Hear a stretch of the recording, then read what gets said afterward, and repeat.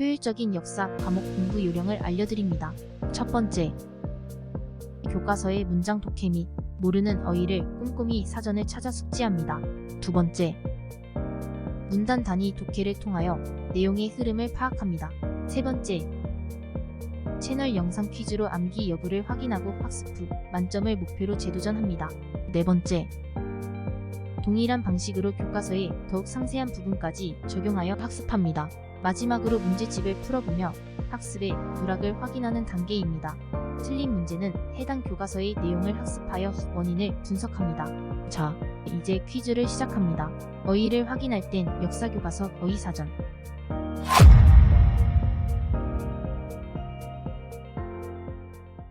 세계적으로 일어나는 큰 규모의 경제 공황입니다. 흔히 1929년에 있었던 세계적인 공황을 이른다. 무엇일까요? 대공황. 1933년에 미국의 대통령 루스벨트가 경제공황에 대처하기 위하여 시행한 경제 부흥 정책입니다. 종래의 무제한적인 경제적 자유주의를 수정하여 정부가 경제활동에 적극적으로 개입해서 경기를 조정하여야 한다는 기본 방침 아래 여러 규제를 시행하였다. 무엇일까요? 뉴딜 정책.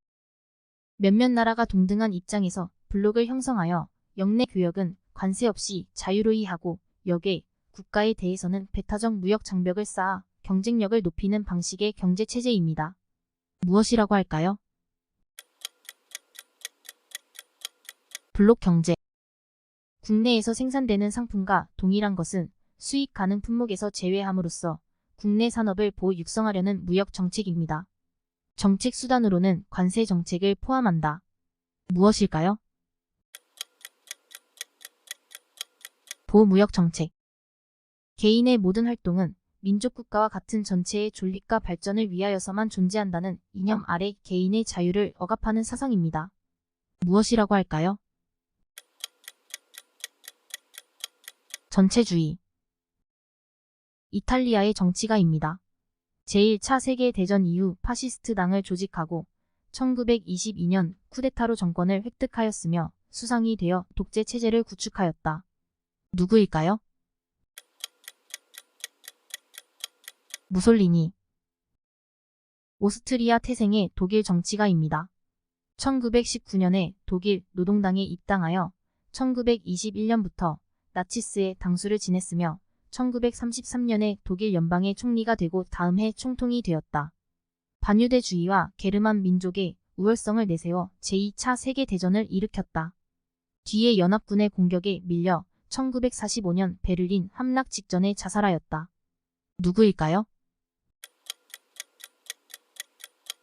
히틀러. 인종 사이에 유전적 우열이 있다고 하여 인종적 멸시, 박해, 차별 따위를 정당화하는 주의입니다.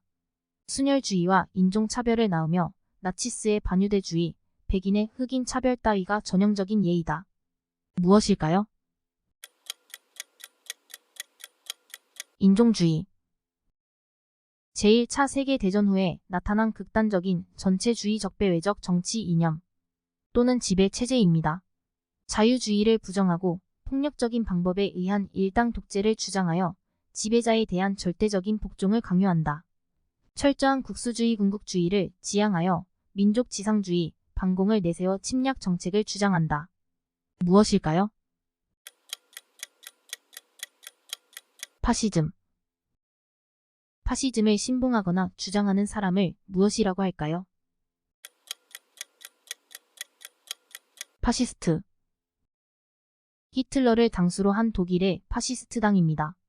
독일 민족 지상주의와 강력한 국가주의를 바탕으로 정권을 잡고 독재체제를 확립하였으며 제2차 세계대전을 일으켰으나 패전과 함께 몰락하였다. 무엇일까요? 나치스. 나치스가 주장한 정치사상 및 지배체제입니다. 독일 민족의 우월성을 강조하고 강력한 중앙집권 국가 건설을 추구하는 민족사회주의 이념을 무엇이라고 할까요? 나치즘. 국가의 가장 중요한 목적을 군사력에 의한 대외적 발전에 두고 전쟁과 그 준비를 위한 정책이나 제도를 국민 생활 속에서 최상위에 두려는 이념 또는 정치 체제입니다. 제2차 세계대전 때의 독일, 이탈리아, 일본 따위가 대표적인 예이다. 무엇일까요? 군국주의. 1931년 일본군의 중국 둥베이 지방에 대한 침략 전쟁입니다. 둥베이 삼성을 점령하고 이듬해 내몽골의 러성 지역을 포함하는 만주국을 수립하였는데 이것은 그 뒤 중일 전쟁의 발단이 되었다. 무엇일까요? 만주사변. 1937년 중국과 일본 사이에 벌어진 전쟁입니다. 일본이 중국 본토를 정복하려고 일으켰는데 1945년에 일본이 연합국에 무조건 항복함으로써 끝났다. 무엇일까요? 중일 전쟁. 정치나 권력의 중심을 일컬어 무엇이라고 할까요?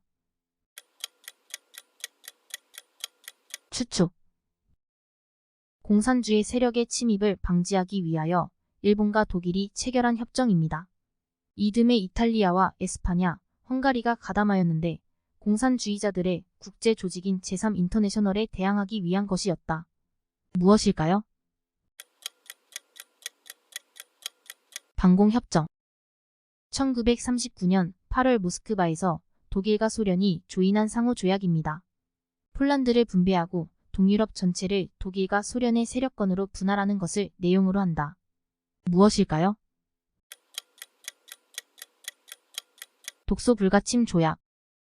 세계경제공황 후 파시즘 체제에 있던 독일, 이탈리아, 일본 등의 군국주의 나라와 미국, 영국, 프랑스 등의 연합국 사이에 일어난 세계적 규모의 전쟁입니다. 1939년에 독일이 폴란드를 침공하자 영국과 프랑스가 독일에 선전포고를 함으로써 시작되었다. 1943년 9월에 이탈리아, 1945년 5월에 독일, 1945년 8월에 일본이 항복하면서 끝났다. 무엇일까요? 제2차 세계대전. 1941년부터 1945년까지 일본과 연합국 사이에 벌어진 전쟁입니다. 제2차 세계대전의 일부로서 일본의 진주만 기습으로 시작되어 일본의 무조건 항복으로 끝났다. 무엇일까요? 태평양 전쟁. 1944년 6월 6일 아이젠하워 장군의 지휘 아래 연합군의 전투작전입니다. 이 작전의 성공으로 프랑스가 나치 독일군으로부터 해방되었으며 제2차 세계대전 판도에도 결정적인 영향을 주었다. 무엇일까요? 노르망디 상륙작전. 제2차 세계대전 때 미국군과 영국군이 프랑스 북부를 공격하기 위하여 노르망디에 상륙을 시작한 1944년 6월 6일을 지칭하는 말은 무엇일까요? 디데이. 제2차 세계대전 이후 전후 질서의 기본 방침을 천명한 미국과 영국의 공동선언입니다. 영토의 불확대, 민족 자결 따위를 규정한 8개조의 원칙은 국제연합헌장의 기초가 되었다. 무엇일까요? 대서양 헌장. 제2차 세계대전 후 국제평화와 안전의 유지, 국제우호관계의 촉진, 경제적, 사회적, 문화적, 인도적 문제에 관한 국제협력을 달성하기 위하여 창설한 국제평화기구입니다. 무엇일까요? 국제현합. 제2차 세계대전이 진행되던 1943년에 카이로에서 미국, 영국, 중국이 발표한 공동선언입니다. 일본의 무조건 항복과 전쟁 뒤에 일본 점령지의 반환에 관한 내용을 담고 있는데 한국의 독립과 만주 대만의 중국 귀속을 약속하였다. 무엇일까요? 카이로 선언.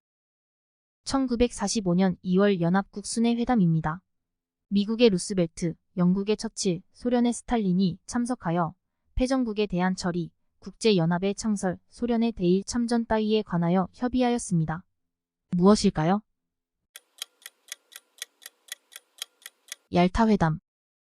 1945년 8월에 미국, 영국, 소련의 3개국 정상이 모여 제2차 세계대전의 전후 처리 문제를 의제로 개최한 회담입니다. 무엇일까요? 포츠담 회담. 1951년 9월에 샌프란시스코에서 연합국가 일본이 체결한 평화조약입니다. 제2차 세계대전을 종결하기 위하여 체결하였다. 이를 통하여 일본은 주권을 찾게 됩니다. 무엇일까요? 샌프란시스코 강화조약. 자, 이제 다음 단원 어휘 파악하고 정립한 뒤에 다음 퀴즈에서 봅시다. 어휘를 조사할 땐 역사교과서, 어휘사전 참조해보세요.